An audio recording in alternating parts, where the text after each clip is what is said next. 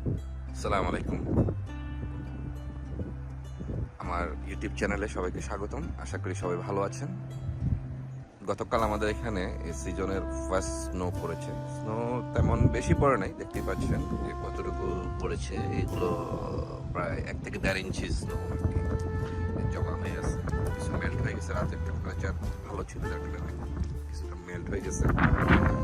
এটা আমার garden actually, backyard. দেখেন ব্যাকইয়ার্ডের কি অবস্থা। আজকে খুব sunny day but very cold, temperature -1 or 2 degree এরকম।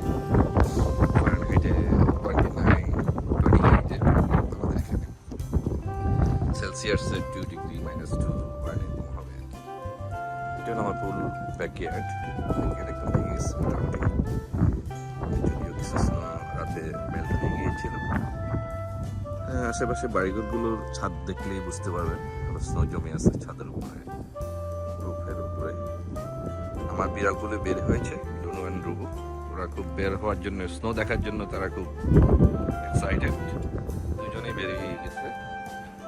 এই যে একজন স্নোর মধ্যে হাঁটাচলা করছে, আর একজন এদিকে, সেও চাচ্ছে ওর সাথে যাওয়ার জন্য।